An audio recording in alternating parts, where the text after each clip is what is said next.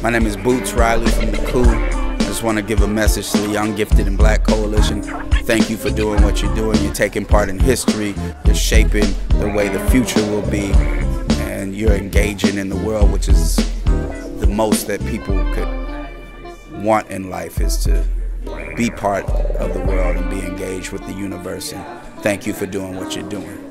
Our real estate fund says opportunities are rousing to make some condos out of low-income housing immediately. We need some media heat to say that gangs run the street and then we bring in the police fleet. Harass and beat everybody till they look inebriated. When we buy the land, these black folks gonna appreciate it. Don't worry about the Urban League or Jesse Jackson. My man that owns Marlboro donated a fat sum.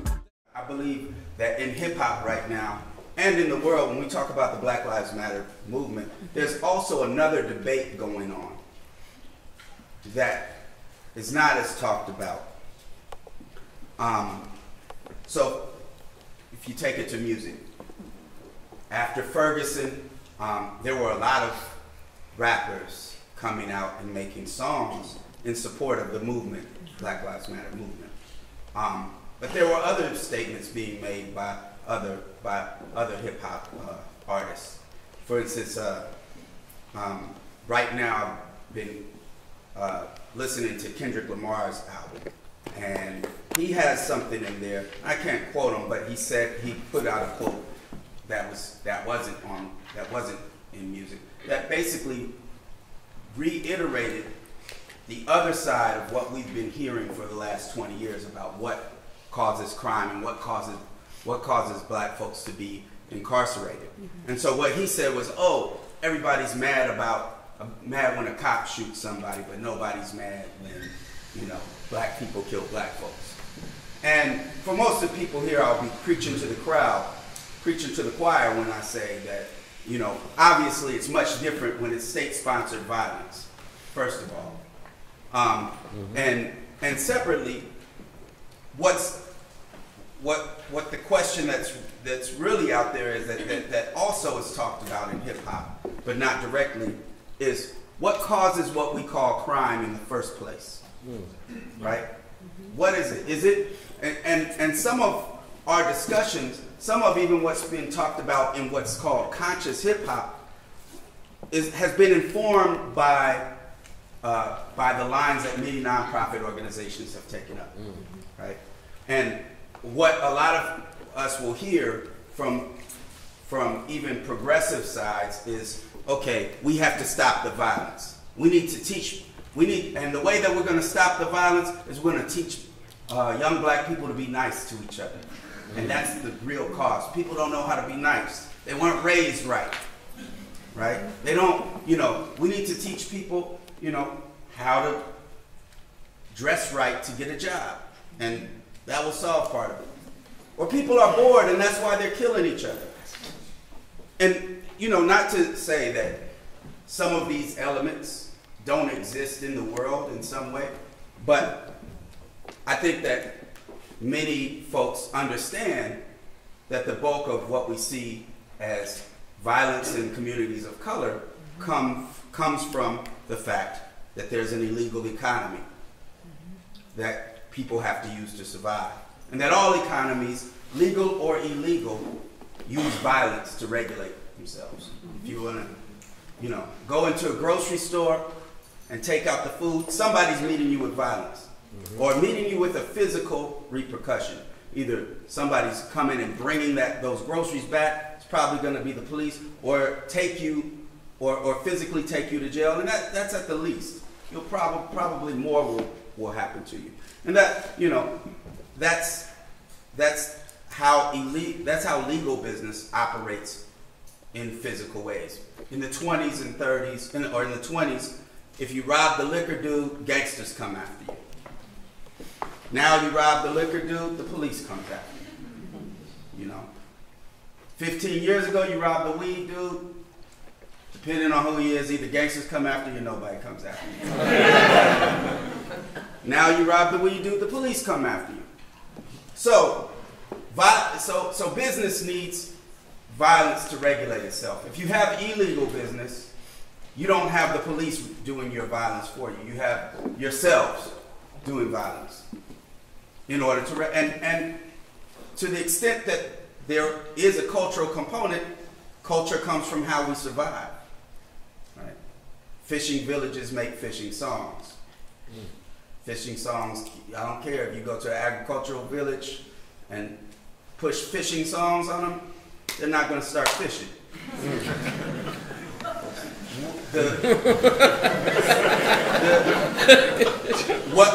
What our culture is comes from how we have to survive. So that's to the extent that there is a cultural element to the violence. It's because people have to figure out how to do what they need to do to survive. And many folks on the left know this. However, we get jobs with organizations that have a different agenda. And you know, we're putting out this idea that is like, okay, well, first of all, let's see.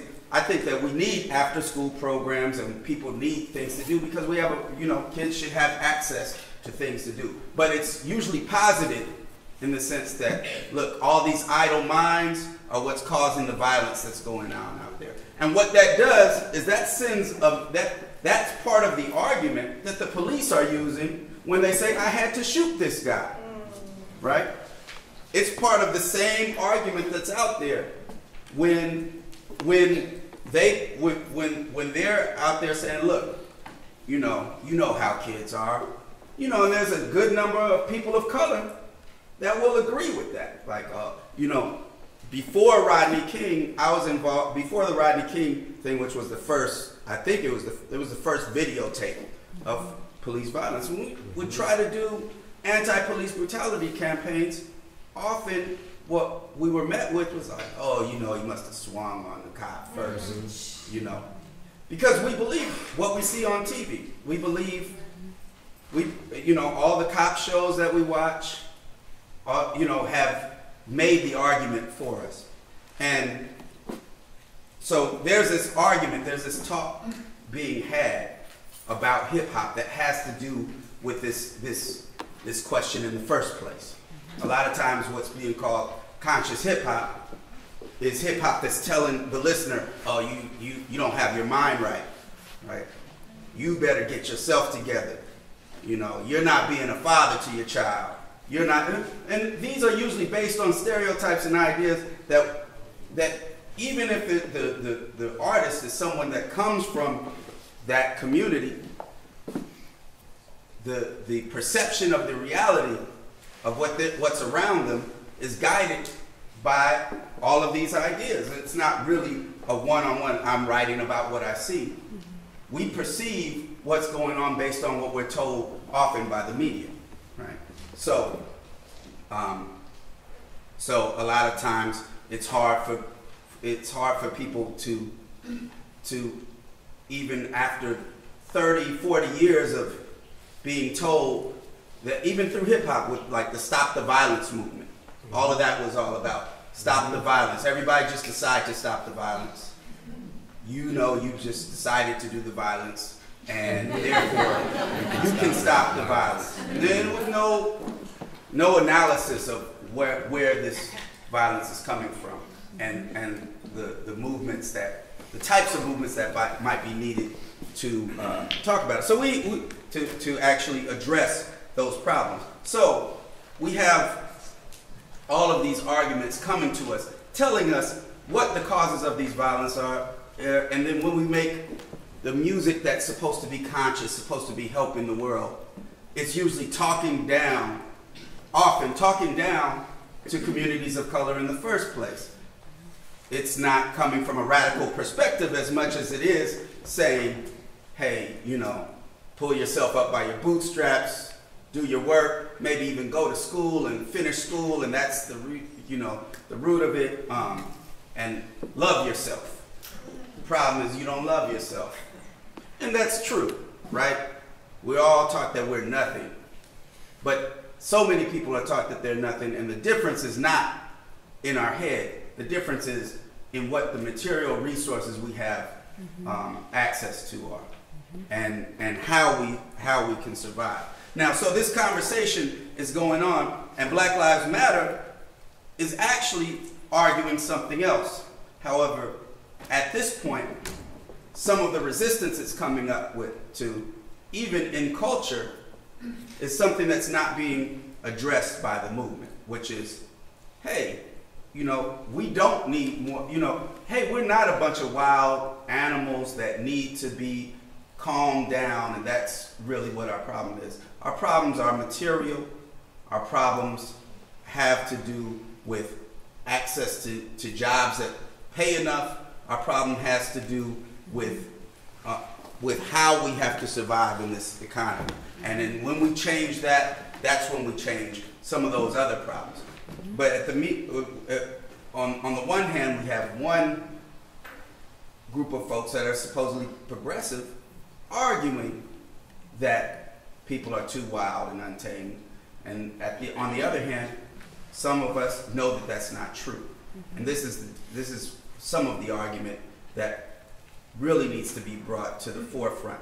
And so in the sense of the Black Lives Matter movement has worked its way into hip hop, there's an argument coming out to the forefront with certain rappers coming out and saying, look, we don't need to be paying attention to what the police are doing. We need to pay attention to ourselves. And that's, you know, kind of the main thesis of the new Kendrick Lamar album that's supposed to be really revolutionary, which is, you know, people of color need to look inward and figure out how to get our act together. And it's not a new thing that's been said. I mean, you know, so many people are saying that, and have been saying that for a while, and usually arguing in some sort of argument with a movement going on. Often James Brown would come out with songs that talked about, you know, that made jabs at the civil rights movement, right? And saying, hey, I'm a businessman, I'm getting myself together. Black folks just need to leave that alone and get ourselves together, get our own stuff together. And it's usually an argument to not be involved in those things. However, as has been said right here,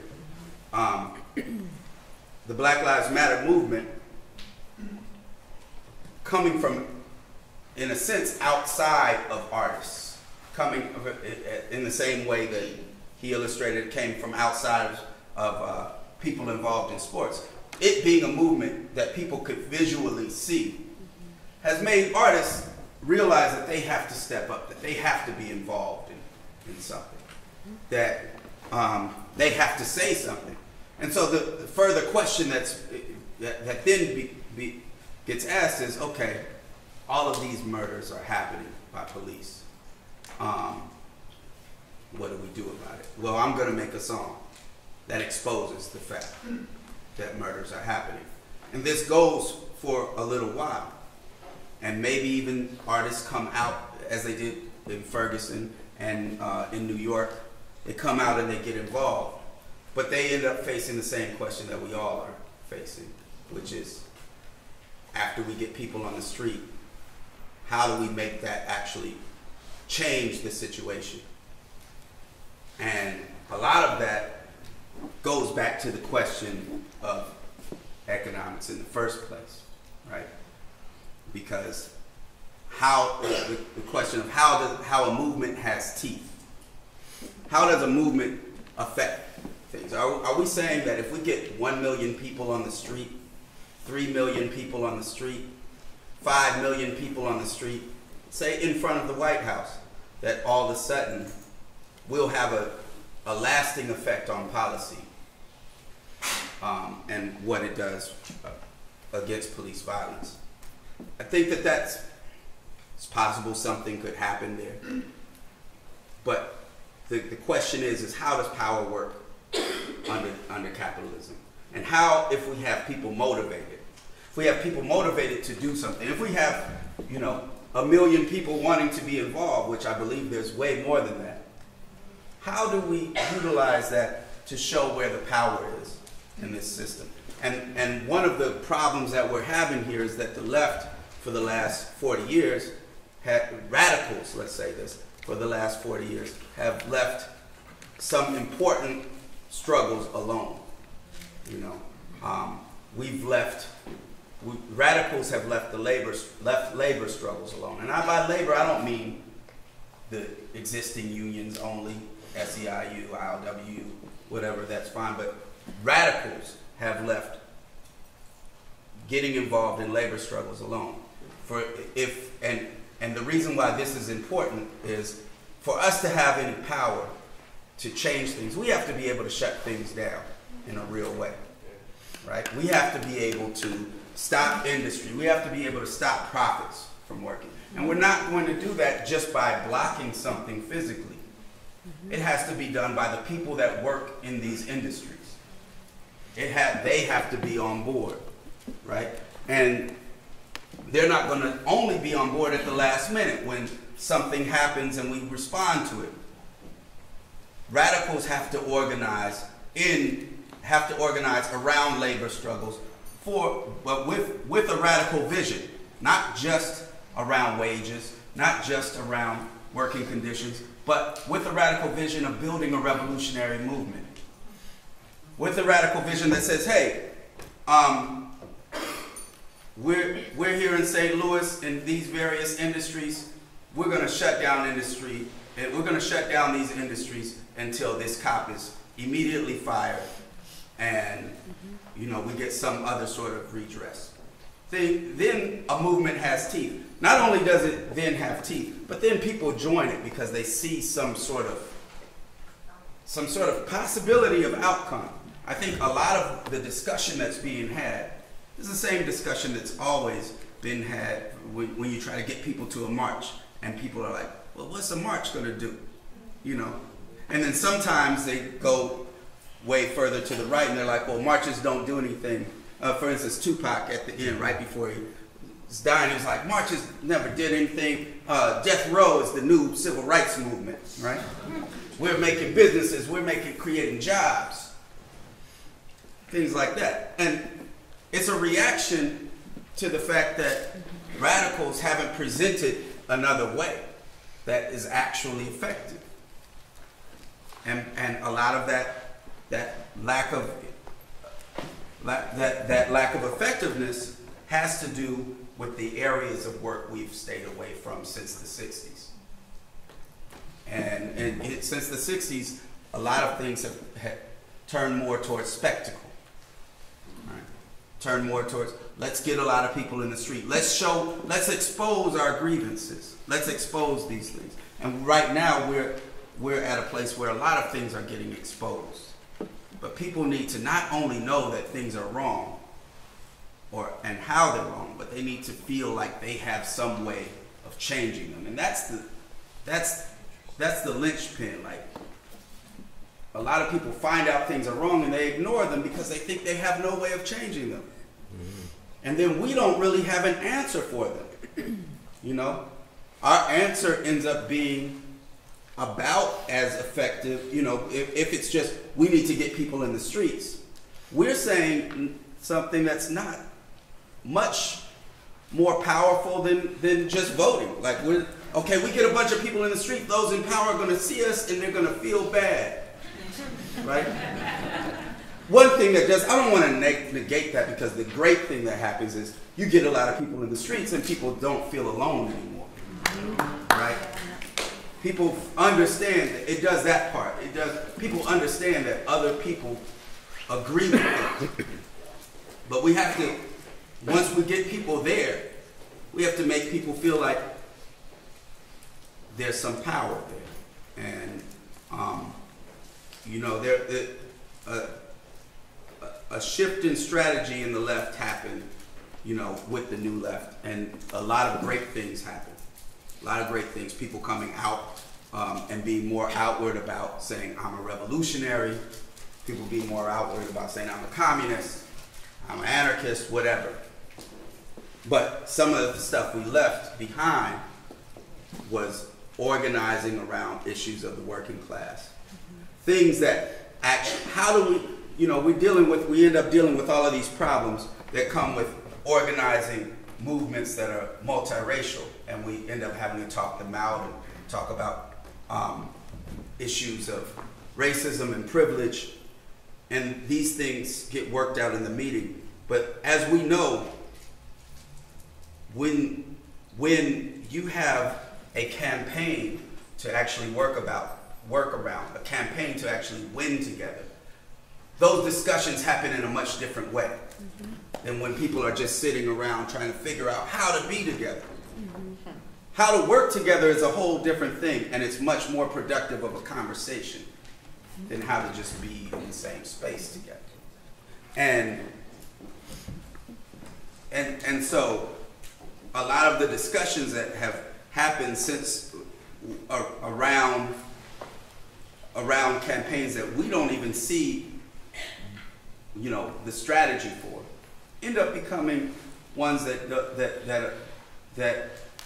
are not as productive, right? And that's from everything, from all sorts of factions that break off. You talk about a lot of you folks here were involved in Occupy Oakland, and it really started to split up and splinter when there was no actual campaign or thing to work around. Everybody fell back into their same old shit talking that they did, right? And so the key is having these campaigns connected to something with teeth. And that's not something that will just be able to happen tomorrow, but that's more of a long-term idea of how do we get, we supported BART going on strike. How do we get the BART workers to strike when there's a police murder? And it's not something we just call them up. There's been a police murder, everybody strike. Yeah. It's something that that takes, radical organizing over years to make happen, right? Just the same way as LW, who happen to be like the most militant union in the U.S., but even still, a lot of those dudes are friends of mine. And they're the most militant union that exists. But if radicals if they're not part of the movement that's fighting for other things already, they're not going to all of a sudden jump in and just be down right away. So we have to be we have to be involved in all of these things that we're doing. We have to be involved in struggles around the material wealth that people have or don't have. Right? Around getting these things changed, and people will then approach these problems in a different way. You'll get songs written about them in a different way, and we'll be teaching artists to talk about these problems in different ways and to see a different perspective in the solutions that they present in their music.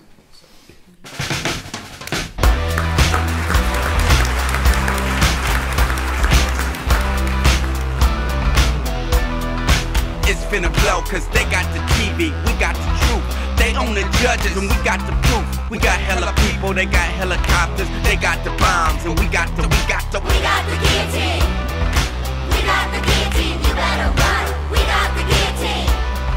We got the guillotine, you better run. One of the things going through all three of these questions are the narrative that's put out there, and what do we come with, and how do we put our narratives out there. It's the cops' job to lie about it's the cops' job to be an occupying force and to regulate people that are that they hope are not going to rise up against them. And so they're going to lie. The idea of getting them to do their job more honestly, I don't know if that even is in our interest, if they just pat us on the head and take us all to jail, and something Chomsky talks about is in the more fascist countries, they're more honest about what they're doing. We're putting these people in jail because they're speaking out, and you're not going to do anything about it. We've got more guns. Right? And where they want you to believe that you're free, they're telling you that everything's fine. I mean, even just today, something came out about the dude who in a really unfortunate thing where he shot somebody that ran over his nephew, and then he killed his other nephew as well. Anyway, this dude was chased by the police, and the story is the police found him in a hotel and he had killed himself, right? And this, you know, was after they had to break into the, but that's just the story that the newspaper is putting out there, because that's the newspaper's job, is to, you know, put out the official story of the state. And I even know a lot of reporters don't believe. I had this discussion with a guy that's a crime reporter. I don't even know, he said he was going to be here. It's a crime reporter for the Tribune. And I was like, well, when we talk about these murders that are going on in Oakland, you know, even, you know, people of color killing each other, why is it talked about only in relationship to the police?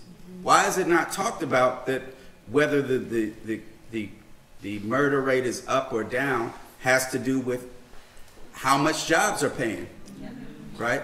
Why are we not talking about it? And that's the narrative that we should be putting out. Yes, it's terrible that these 100 people were killed this year, and here is the reason why. Here is the illegal business that people have to be involved in, and here's the culture that has to exist for that illegal business to be able to work, right? Here's the culture around that you have to build around that in order for that illegal business to work.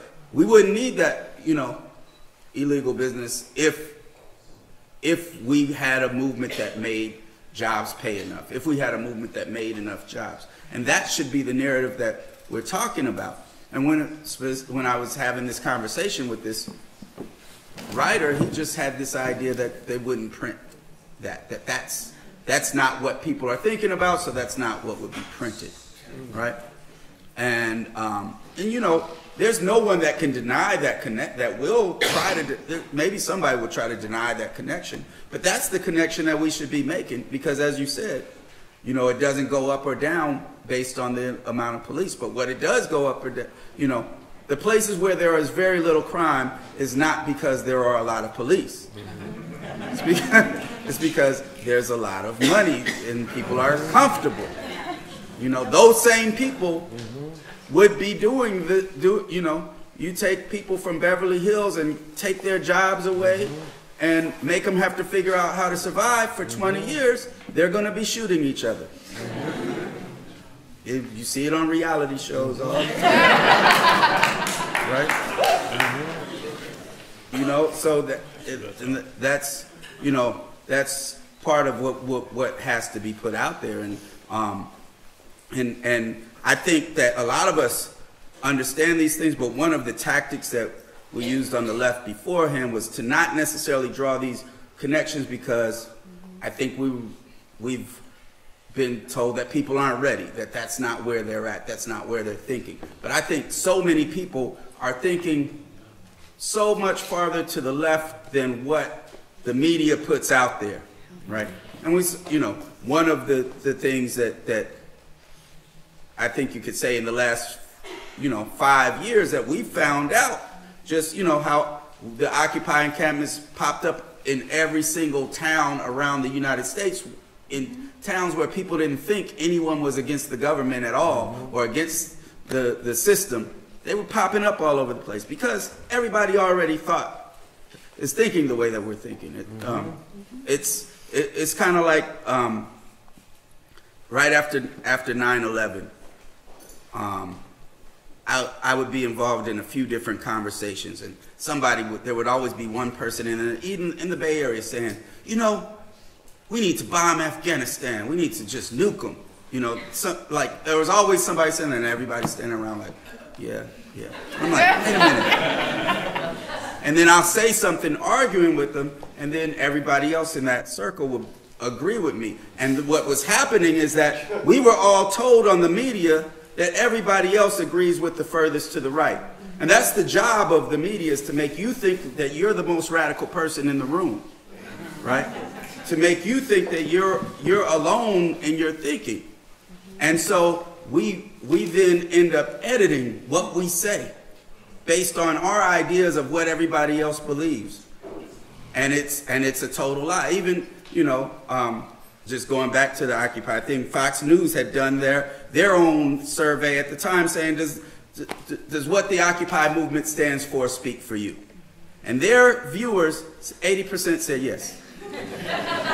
Right?